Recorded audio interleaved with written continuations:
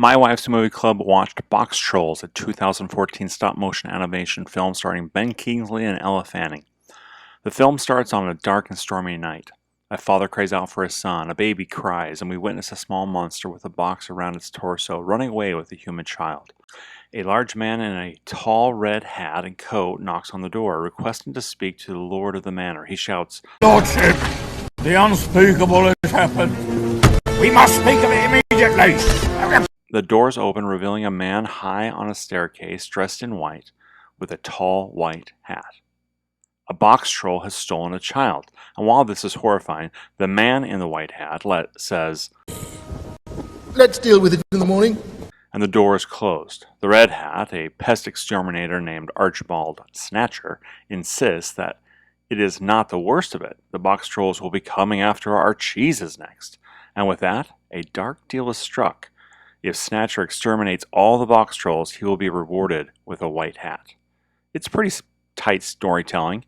In about 1 minute and 45 seconds, the scene is set and we have been told quite a lot. The first being a white hat means something. We are not sure what, but it seems clear that it has some status with it. It is exclusive, and when it was requested from the lowly red hat, Lord Portly Rind responds with scoffing. "You? How absurd." Second, cheese is important somehow. It is not the kidnapping and eating of the child that requires immediate action. That we can wait until morning.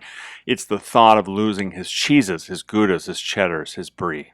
Third, the town exterminator who is dressed in red, Archibald Snatcher, is not motivated by money. He doesn't want the money, he wants the white hat. Later in the film, it will be clear he doesn't just want a white hat, he wants the hat of Lord Portly Rind. Finally, there is some poor father who has lost a son and some small monster who is possibly eating him. As Snatcher says, "They're no doubt picking their teeth with his adorable baby bone." but we are skeptical. This is a children's movie, and like a melodrama, Snatcher speaks with a guttural and sinister tones. We instinctively see him as bad. He is sinister and manipulative, and therefore we don't trust him. Lord Portly Rind is rich. His tone is fearful, dismissive, and desperate, and emotional. And with an air of royalty, but behavior of the incompetent, it seems obvious he should have not made the deal he has, and he would regret it. I think the major message of the film, BoxTrolls, is beware of propaganda, false narratives, and the deception of man. It also pushes us to question if we have believed a false report or if we have unwittingly sided with evil. Throughout the film, Snatcher exemplifies the worst of humanity. He kidnaps, enslaves, lies, and knowingly spreads false narratives about the box trolls.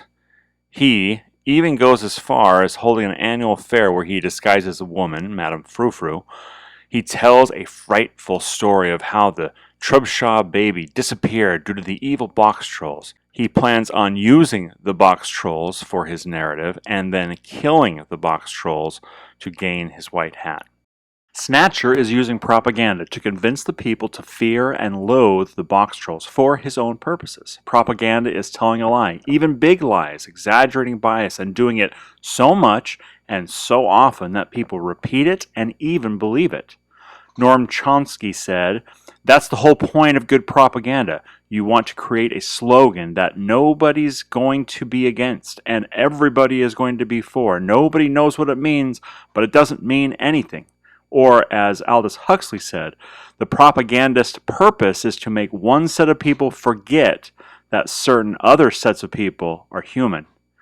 And finally, George Orwell said, "The most effective way to destroy people is to deny and obliterate their own understanding of their history.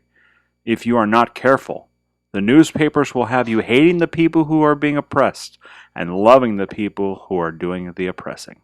We hear propaganda all the time, simple phrases said over and over until the public understands what we want them to understand.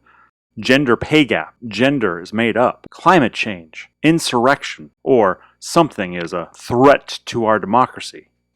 Snatcher is so effective in his narrative that the people he employs think they are the good guys. Think these box trolls understand the duality of good and evil? They must, right? Why else would they hide from us? We are the good guys. These exterminators, pest control, are doing good by exterminating the enemy, the children-eating monsters. But we know the BoxTrolls are actually peaceful, industrious, and loving creatures.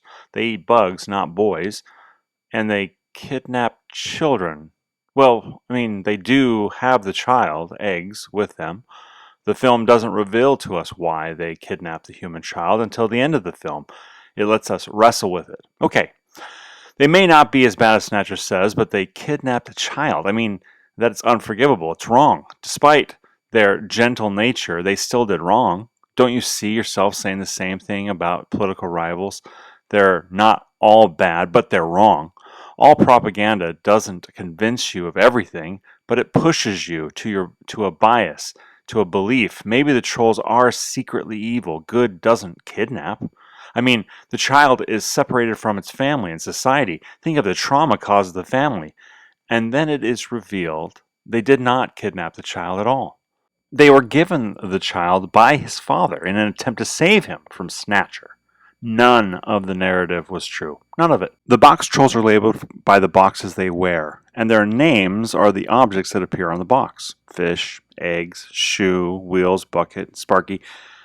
Propaganda tends to use labels, true or not, to keep people boxed into groups, often to dehumanize that group and justify mistreatment.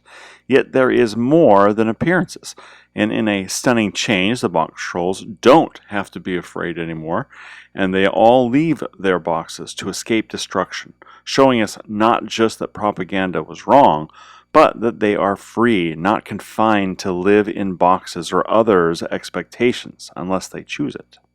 Winifred, or Winnie, is slightly sadistic. She believes the stories of the evil BoxTrolls, but is intrigued more than frightened. Her interactions help the story along, and she demonstrates how communications are not as simple as you think. You may say one thing, and it is understood quite differently. When you meet someone, you must look them in the eye and shake hands. What are you doing? She brings her own biases and beliefs, including her ideas of a father, and we can't help but contrast between her ideals and her reality. Snatcher is unbridled ambition. He is greedy, not for money, but for power and prestige. He is severely allergic to cheese, yet he seeks to sit with the white hats at the City Cheese Council. He is the warning sign that our ambitions must be restrained. There is a difference in doing what is best for yourself, showing self-interest, and greed. Hugh Nibley once observed, the more important wealth is, the less important it is how one gets it. Snatcher exemplifies this in his atrocities trying to get his power and prestige. The process is very self-destructive. The cost is too great, and everyone suffers as a result. Snatcher is aptly named because he is not earning or trading to obtain his highly coveted power and prestige. He is taking it with lies, propaganda, kidnapping, government backing with no accountability, and attempted murder, etc. It is not that he is not working hard. He is, but he's working to snatch from others. He is the anti-capitalist. Recently, I have seen a lot of people associate greed with capitalism. Capitalism, in reality, is the means of free exchange. You have capital in your ability, in your money, your property, etc. You can now freely exchange your capital with others for their capital to become richer, whatever your addition of wealth is. Greed is very likely to be present in a capitalist society for sure, but it is in all societies. Stealing, extorting, looting, these are greedy behaviors, but they are not capitalism because they are not a free exchange. They are the ones taking from another without consent by forcing them to do something they don't want. It is not trade, it is oppression. As the great Walter E. Williams said, prior to capitalism, the way people amassed great wealth was by looting, plundering, and enslaving their fellow man. Capitalism made it possible to become wealthy by serving your fellow man. Finally, the Red Hat Henchmen are the closing piece of the BoxTrolls story.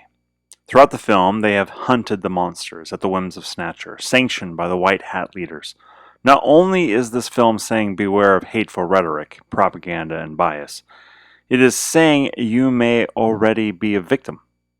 The Red Hats, Mr. Trout and Mr. Pickles at least, show a lot of self-assessment, and I think the film is trying to say we should be like this. As we all do, they thought they were the good guys, but in the end are able to see through the lies and stop thinking the bad things they were doing were justified. They realized everyone was capable of good or evil. Hating someone else doesn't make you good. Everyone in the film represents an aspect of human nature, and therefore they represent a bit of you. Who doesn't want to succeed, be liked, and respected? Who isn't sometimes tempted by wealth, either the jealousy of it or resentfulness for those who have it, or maybe even spite towards those who have it? Who of us might buy something ridiculous, take for granted children, and shirk responsibilities? Who sometimes takes pleasure in seeing your enemies fail? These are normal and natural to some degree, but the BoxTrolls says you don't have to live in a box. You're free. Hopefully you use your freedom to love, serve, and build instead of snatch, destroy, and hate. There are obvious parallels to the Holocaust in this film, with the extermination order of a hated group based on propaganda to make people hate that group, and yet somehow BoxTrolls is a cute children's film. It's about the dangers of unchecked ambition and lack of self-awareness. It warns us of propaganda, false narratives, and evil designs of men.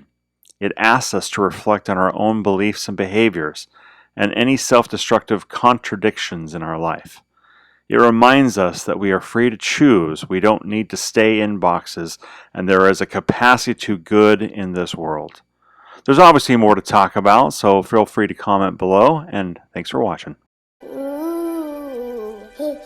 I regret so much.